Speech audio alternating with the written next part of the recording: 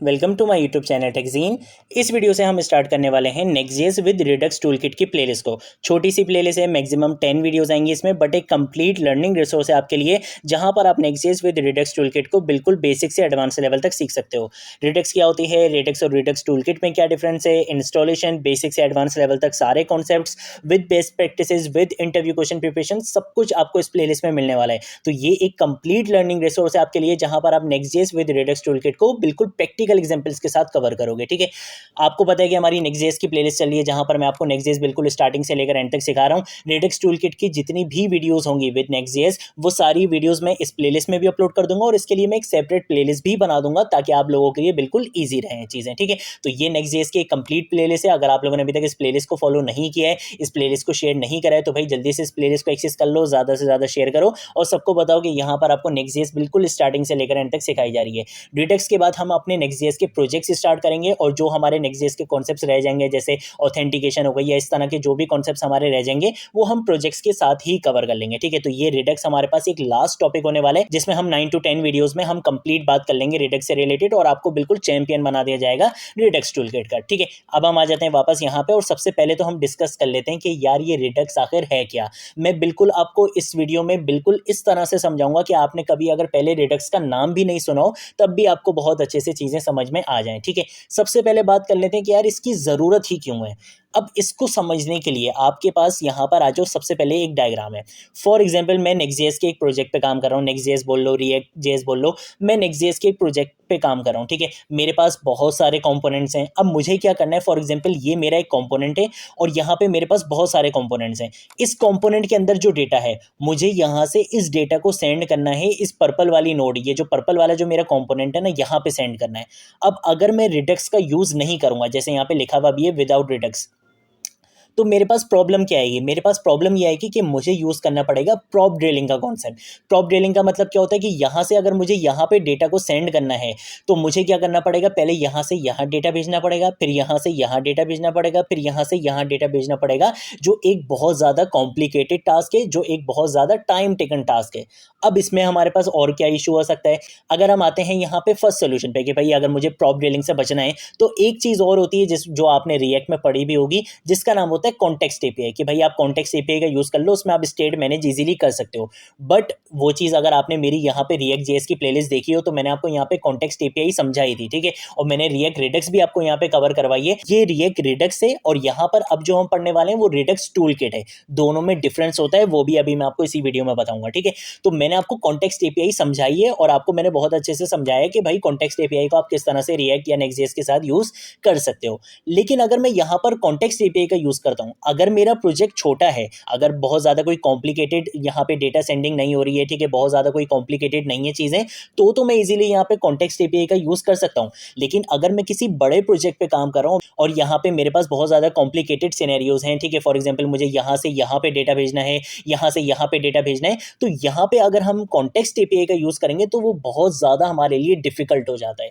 इस वजह से हमारे पास कॉन्सेप्ट आता है रिडक्स का। अभी तक मैंने आपको रिडक्स टूलकिट के बारे में नहीं बताया, अभी मैं आपको रिडक्स के बारे में बता रहा हूं। अब रिडक्स ने ये प्रॉब्लम कैसे सॉल्व करी, रिडक्स बेसिकली है क्या, रिडक्स बेसिकली आपके पास एक जावास्क्रिप्ट लाइब्रेरी है, जो क्या करता है, एक स्टोर में डेटा को क्या कर लेता है, सेंड कर लेता है, और इस स्टोर को वो यहाँ पे फॉर एग्जांपल यहाँ पे रख लेगा।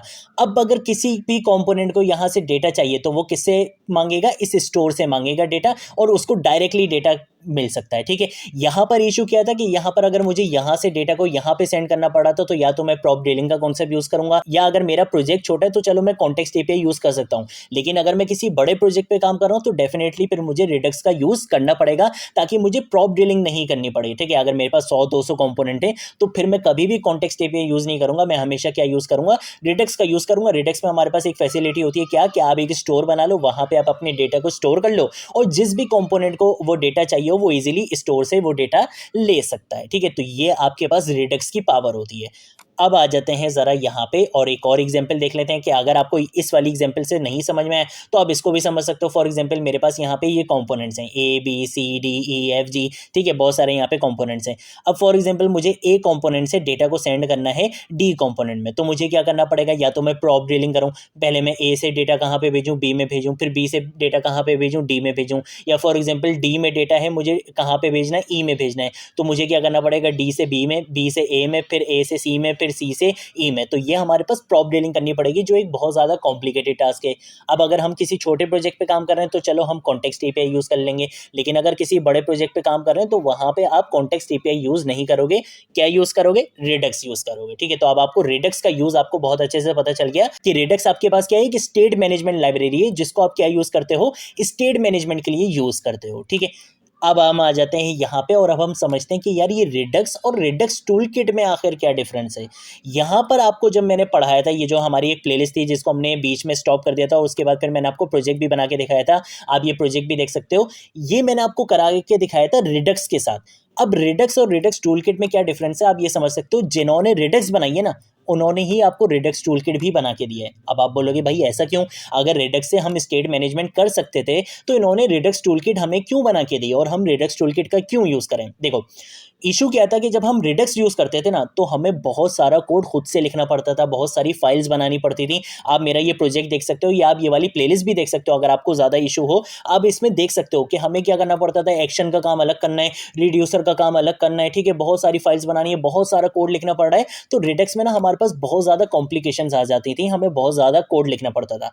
रेडक्स ने क्या करा, रेडक्स ने हमारी आसानी के लिए कुछ और न्यू फीचर्स ऐड करके, कुछ और इसमें कोड ऐड करके हमें एक ऐसी टूल किट बना के दे दिए कि अब हमें बहुत ज़्यादा फाइल्स भी बनाने की ज़रूरत नहीं है, अब हमें बहुत ज़्यादा कोड भी लिखने की ज़रूरत नहीं है। एक बहुत ईजी एग्जांपल दे देता हूँ, अगर आपको रेडक्स का आइडिया है तो रेडक्स में क्या होता था कि हमें एक्शन और रिड्यूसर की अलग से फाइल बनानी पड़ती थी। आप यहाँ पे देख भी सकते हो, मैंने यहाँ पे आपको पढ़ाया हुआ भी है कि रिड्यूसर कैसे बनाओगे, एक्शन कैसे बनाओगे, ये दोनों काम आपको अलग से करना पड़ता था। रेडक्स टूल किट ने क्या करा, स्लाइस के नाम से एक फीचर निकाला जिसके अंदर आप एक्शन और रिड्यूसर दोनों का काम कर सकते हो, और आपको कोड भी बहुत कम लिखना पड़ेगा और आपको फाइल्स भी बहुत कम बनानी पड़ेंगी। तो ये रेडक्स टूल किट की पावर है कि आप कम टाइम में रेडक्स के सारे फीचर्स बहुत इजीली क्या कर सकते हो, अचीव कर सकते हो, ठीक है। तो ये रेडक्स और रेडक्स टूलकिट का डिफरेंस होता है, ठीक है। तो आप हमेशा क्या यूज करोगे, ऑब्वियसली रेडक्स टूलकिट यूज करोगे। रेडक्स यूज करोगे तो आपको कॉम्प्लिकेशंस आ सकती हैं, आपको बहुत ज्यादा कोड खुद से लिखना पड़ेगा। लेकिन अगर रेडक्स टूलकिट का यूज करोगे तो भाई आपकी लाइफ बिल्कुल आसान हो जाएगी, और वो चीज मैं आपको इस प्लेलिस्ट में प्रूव भी करके दिखाऊंगा, ठीक है। तो अब हम आ जाते हैं यहाँ पे, और अब हमारे पास नेक्स्ट स्टेप क्या है कि हम करेंगे इंस्टॉलेशन, ठीक है।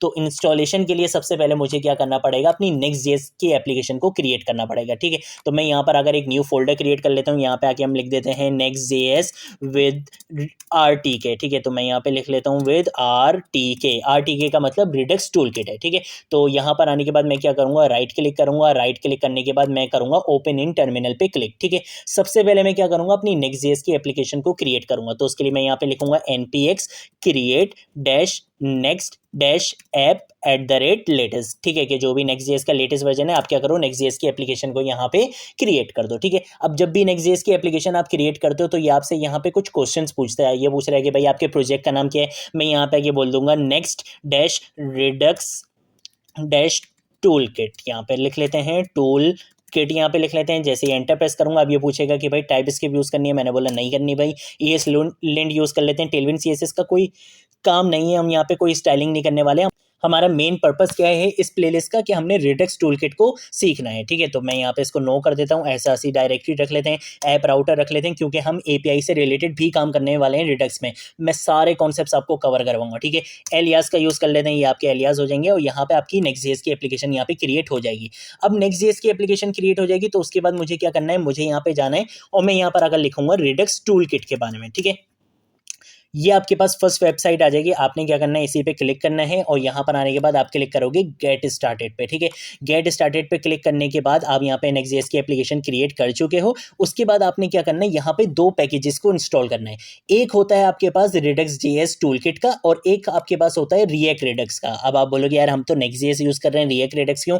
आपको पता है कि Next.js क्या है, React.js का ही फ्रेमवर्क है, तो आप यहाँ पे इसको यूज़ करोगे। अब इसका पर्पज़ क्या होता है, इसको क्यों यूज़ करना है? इसको यूज़ इसलिए करना है, यहाँ पे क्या लिखा हुआ है, रिएक्ट बाइंडिंग्स, कि भाई आप रेडक्स को यूज़ तो कर रहे हो, लेकिन रेडक्स को और नेक्स्ट.जेएस की एप्लीकेशन को बाइंड करने के लिए, इंटीग्रेट करने के लिए जो आपने पैकेज यूज़ करना है वो आपने ये पैकेज यूज़ करना है। ठीक है, तो मैं एक काम ये करता हूँ कि मैं इसको यहाँ से कॉपी कर लेता हूँ, Ctrl+C, और यहाँ पर आने के बाद अभी इसको कंप्लीट होने देते हैं, देन हम इसको पेस्ट कर देंगे।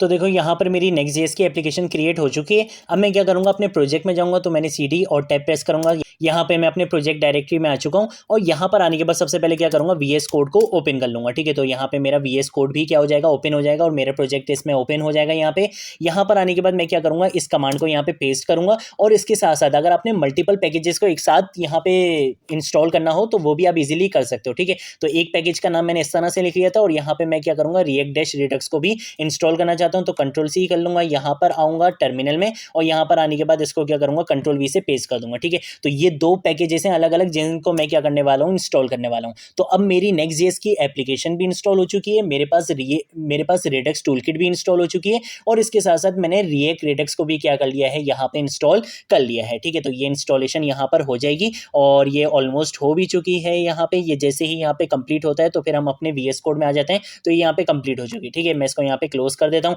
हम अपने यहाँ पे VS कोड में आ जाते हैं, यहाँ पे मैं इसको कैंसिल करके यहाँ पे आऊँगा, पैकेज.json में जाऊँगा। पैकेज.json में जाने के बाद आप यहाँ पे देख सकते हो आपकी नेक्स्ट.जेएस की एप्लीकेशन भी आ गई है, रेडक्स टूलकिट भी आ चुका है, और यहाँ पे आपको React-Redux भी मिल चुका है। ठीक है, तो यहाँ पे आपने सक्सेसफुली इसका सेटअप यहाँ पे कर लिया है। हम एक बार इसको यहाँ पे रन भी कर देते हैं, तो टर्मिनल में आ जाऊँगा, और टर्मिनल में आने के बाद मैं यहाँ पे किस कमांड को यहाँ पे रन करने वाला हूँ, मैं यहाँ पे लिखूंगा npm run dev। ठीक है, जिससे क्या होगा, मेरी डेवलपमेंट बिल्ड यहाँ पे बना दी जाएगी, और मेरे पास एक लिंक आ जाएगा जिसपे मैं क्या कर सकता हूँ, अपनी नेक्स्ट.जेएस की एप्लीकेशन को रन कर सकता हूँ। ठीक है, तो कंट्रोल और क्लिक प्रेस करूंगा, तो यहाँ पे मेरी नेक्स्ट.जेएस की एप्लीकेशन रन हो जाएगी। ठीक है, अगर आप लोगों ने अभी तक इस नेक्स्ट.जेएस की प्लेलिस्ट को एक्सेस नहीं करा है तो भाई जल्दी से इस प्लेलिस्ट को एक्सेस कर लो, ज़्यादा से ज़्यादा शेयर करो। इसके साथ साथ ये React.js की प्लेलिस्ट है, ये आपके पास React-Redux की प्लेलिस्ट है, और भी बहुत सारी प्लेलिस्ट हैं इस चैनल पे, तो इस प्लेलिस्ट को ज़रूर एक्सेस करो, ज़्यादा से ज़्यादा शेयर करो। आने वाले टाइम्स में मैं बहुत अमेजिंग प्रोजेक्ट्स भी लेकर आने वाला हूँ, तो इस प्लेलिस्ट को ज़रूर एक्सेस करो और ज़्यादा से ज़्यादा शेयर करो। ठीक है, आप यहाँ पे देख सकते हो मेरी नेक्स्ट.जेएस की एप्लीकेशन यहाँ पे रन हो चुकी है, कोई एरर नहीं आ रहा है।